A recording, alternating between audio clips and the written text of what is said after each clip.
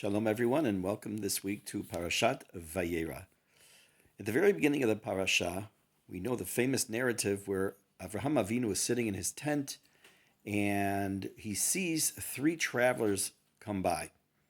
And as his wont, he runs out to greet them to do the mitzvah of achnasat orchim, bringing guests into his home.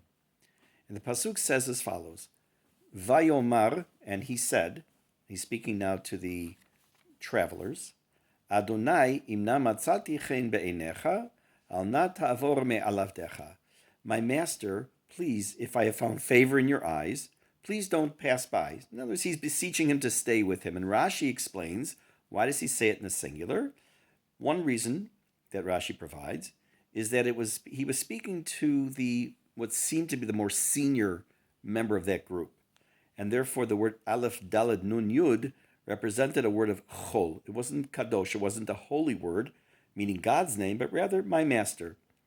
He provides another possibility and says that it's really kadosh, that he was actually telling Hashem, one moment, please don't leave, because we know, according to the Midrash, Hashem was visiting him in his tent to do the mitzvah of Bikur Cholim, because Avraham had just had a Brit Milah.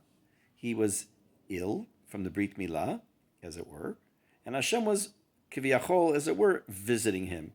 And he told Hashem, I'll be right back.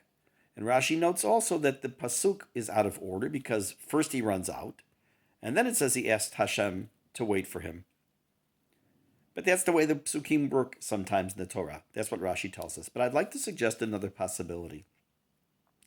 We know that there's a phrase that says that gedola hachdasat orchim me'akbalat pnei hashchina, that doing the mitzvah of helping and welcoming guests into your home is even greater than that of welcoming the Shekhinah, the divine presence.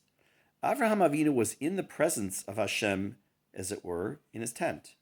When he saw the mitzvah of Achnasat Orchim present itself, he was on almost autopilot. His entire body wanted to do the mitzvah, and he ran out of the tent. And only after he arrived at the visitors does he say to himself, as it were, Oi, Hashem is still with me in the tent. He kind of yells back, I'll be right back, Hashem. Wait for me, please. What do we learn from this possibility?